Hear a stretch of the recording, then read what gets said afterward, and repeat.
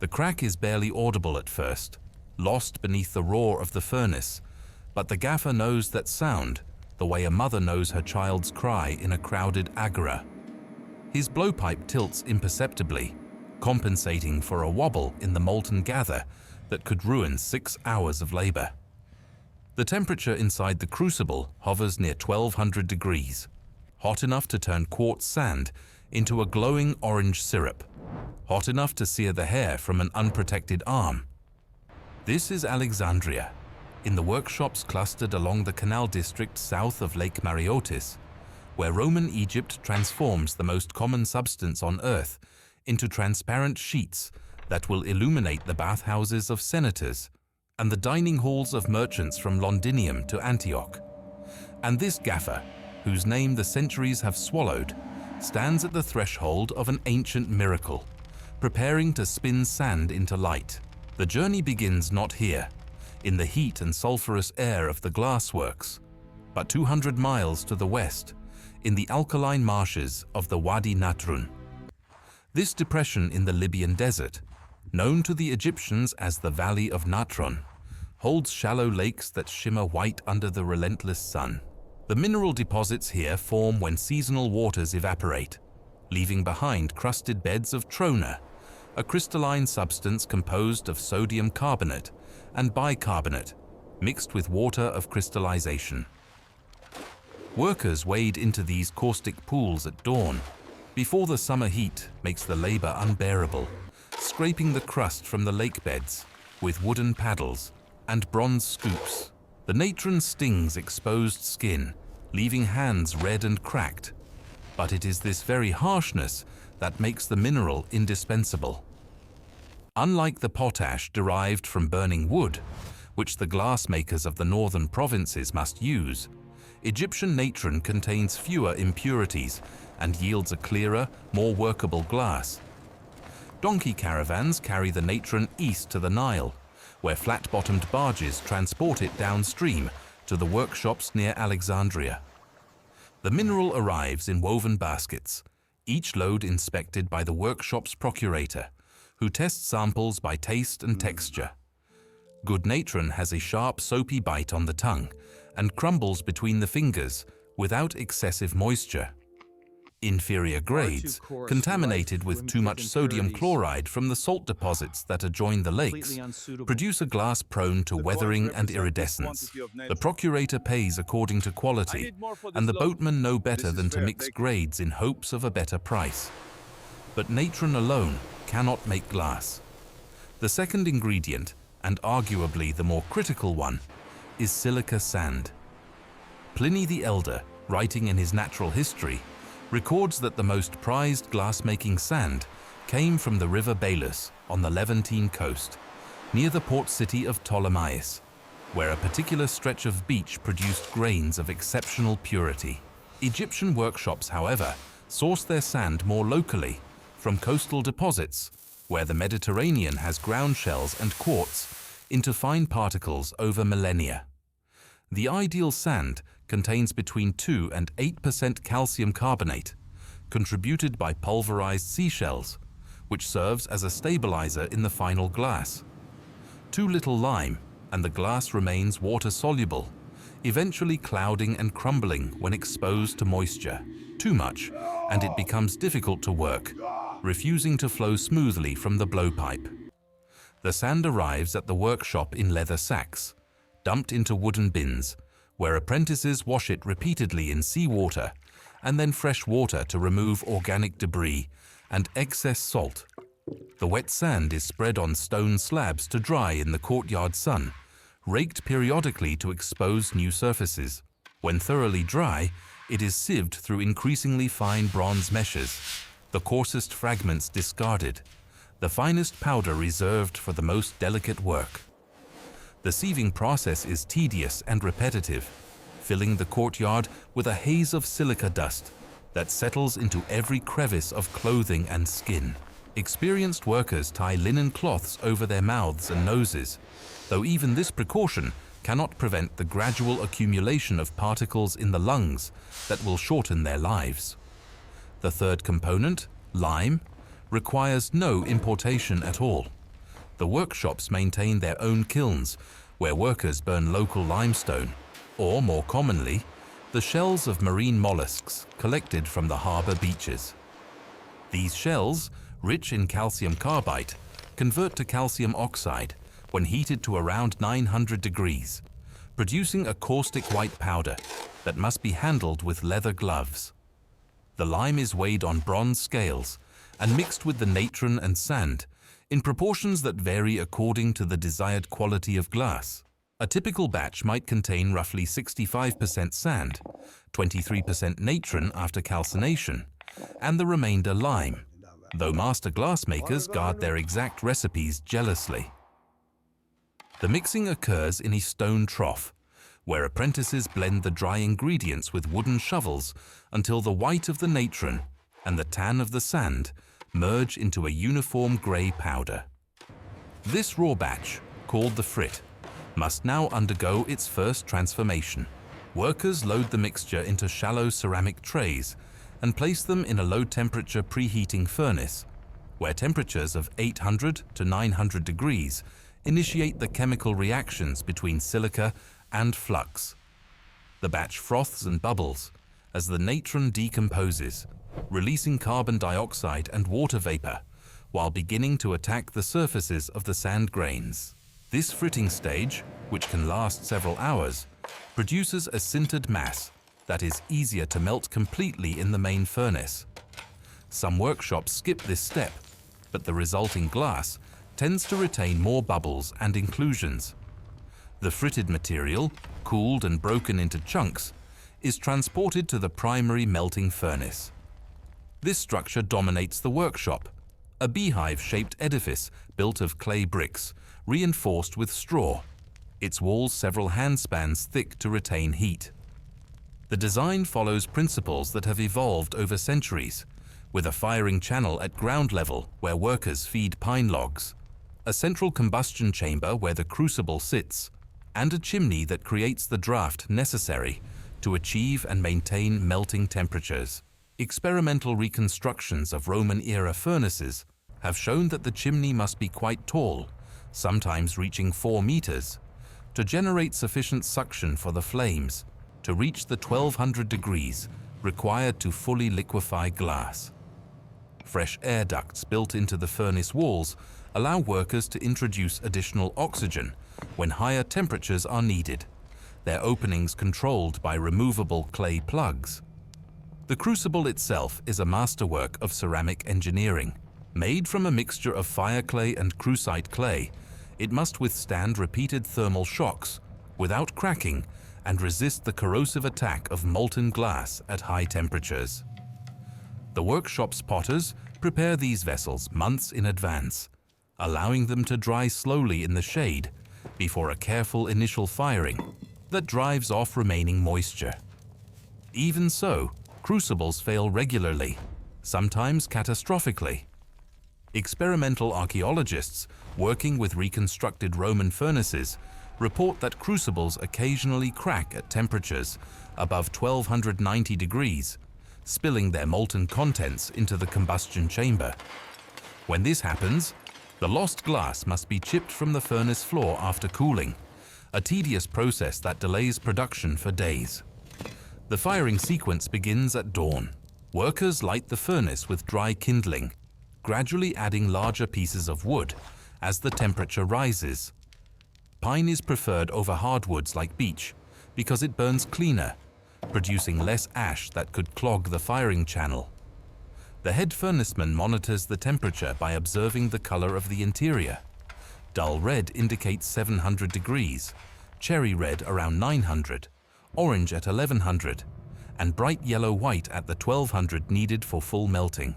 More sophisticated workshops employ iron probes that glow different colors at different temperatures, giving the furnaceman a portable reference for calibration. By midday, the furnace interior blazes with a fierce orange light, and workers load the fritted batch into the preheated crucible using long-handled iron scoops. The batch initially occupies more volume than the finished glass will, so it must be added in stages, each portion melting down before more can be introduced. Bubbles of trapped gas rise through the viscous melt, their escape aided by occasional stirring with iron rods. The refining process, during which these bubbles work their way to the surface and burst, can take 12 to 24 hours, depending on the size of the melt and the desired clarity of the final product. Throughout this time, workers maintain the fire in shifts, feeding logs at precise intervals, clearing accumulated ash from the firing channel, and monitoring the crucible for signs of structural failure. As evening approaches, the master glassmaker tests the melt by dipping an iron rod into the crucible and withdrawing a small gather. If the glass strings out smoothly without lumps or visible bubbles, it is ready for working. If not, the firing continues through the night, the furnace crew rotating in 4-hour watches, the orange glow visible from the street like a landlocked lighthouse. The heat radiating from the furnace is intense enough to make the air shimmer at 10 paces, and workers approaching to feed the fire wrap their arms in wet linen to prevent burns. The production of crown glass sheets requires a specific sequence of manipulations that demands years of training to master. The gaffer, or lead glass blower, begins by gathering a substantial gob of molten glass on the end of a hollow iron pipe, the blowing iron, which has been preheated to prevent thermal shock from cracking the gather. He rolls this gather against a smooth stone surface called the marver, shaping it into a symmetrical cylinder while it remains hot and workable. Then, raising the pipe to his lips, he blows a steady breath into the tube, inflating the gather into a bubble. But crown glass is not merely blown, it is spun. The gaffer reheats the bubble in the furnace's glory hole, a secondary opening that provides access to radiant heat without exposing the work to direct flame. When the glass reaches a working temperature of approximately 800 degrees, pliable but not liquid, he transfers it from the blowing iron to a solid iron rod called the pontile.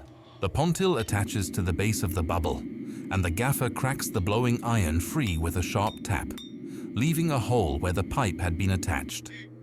This hole becomes the center point for what follows. Reheating the piece once more, the gaffer begins to spin the pontile rapidly, using the centrifugal force to flatten the bubble outward. The glass, still molten at its thinnest points, yields to this force, spreading into an increasingly wide disc. The hole at the center, where the blowing iron was attached, expands into a characteristic bulge called the crown or bullseye, which gives this type of glass its name. A skilled gaffer can spin a disc nearly a meter in diameter, though sizes of 60 to 70 centimeters are more common for architectural use. The spinning must occur at precisely the right temperature. Too hot and the glass tears or sags unevenly. Too cold and it refuses to spread or cracks from the stresses of rotation. The gaffer judges readiness by color and behavior, by the way light reflects from the surface, by subtle variations in how the glass responds to each rotation. He works in bursts, reheating between each expansion, building the diameter incrementally rather than attempting to force it in a single motion. When the disc reaches its final size, an assistant approaches with a wooden paddle to support its weight as the gaffer slows the rotation. The piece is cracked free from the pontile, with a small blob of cold glass applied to the connection point and immediately transferred to the annealing oven, the layer, where it will cool slowly over many hours. This gradual cooling is essential to prevent the internal stresses that make glass brittle. The temperature inside the layer starts near 500 degrees and decreases at a rate of perhaps 50 degrees per hour, controlled by the progressive closing of air vents. Experimental archaeology has revealed just how difficult it is to anneal Roman glass properly.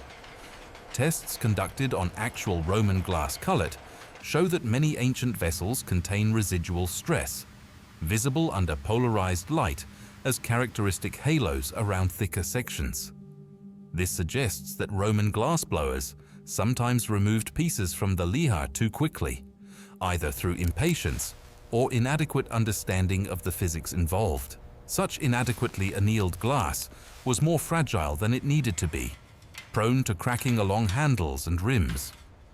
The finished crown glass disc emerges from the layer the following day, a flat circle with a distinctive central knob where the pontil attached. Glaziers will cut this disc into rectangular panes, discarding the thick center or reserving it for decorative purposes in windows where the distortion it produces becomes an aesthetic feature rather than a flaw. The best quality glass comes from the outermost portions of the disc, where the spinning action produced the thinnest, most uniform material. The color of Roman glass depends primarily on the impurities present in the raw materials.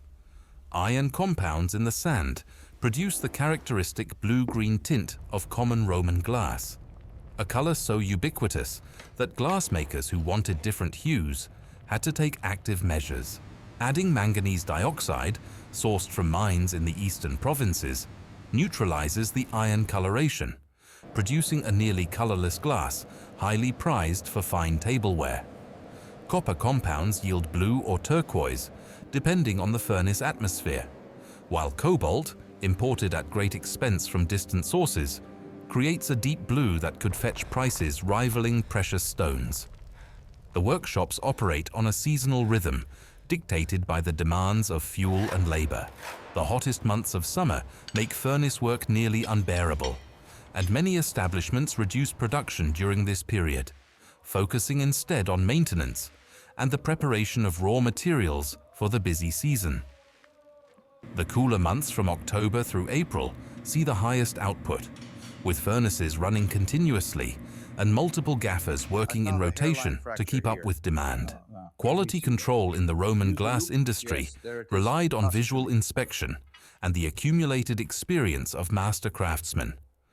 A finished pane was held up to sunlight, tilted at various angles, examined for bubbles, streaks, and variations in thickness. The best specimens showed minimal distortion when objects were viewed through them, though perfect optical clarity was never truly achieved with the technology of the period. Still, the glass that emerged from Alexandria's workshops was good enough to illuminate the thermae of emperors and the villas of the wealthy across 3 continents. The economics of glass production reflected this stratification of quality. Common glass, adequate for storage vessels, and unguentaria commanded modest prices within reach of ordinary households. Crown glass sheets suitable for windows cost considerably more, their price reflecting not only the material and fuel consumed, but the skill required for their manufacture. The labor of a master gaffer, trained over perhaps a decade of apprenticeship, could not be had cheaply, and so glass windows remained largely the privilege of the prosperous, while the poor made do with wooden shutters, oiled parchment, or simply open apertures covered with cloth. Yet even at its most exclusive, Roman glass represented a democratization of light. Earlier civilizations had known only limited transparency, thin sheets of mica, slices of alabaster, the rare and costly rock crystal. Glass changed this equation fundamentally, offering architects a material that could be produced in quantity, shaped to specification, and replaced when broken.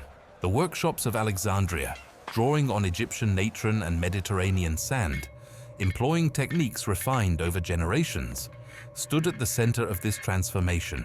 Every crown glass disc that emerged from their layers carried within its molecular structure the minerals of the Wadi Natrun, the shells of Levantine beaches, the ash of 1,000 pine logs, and the breath of a craftsman whose name we will never know, but whose work, in fragments and surviving examples, still catches the light of our own distant sun.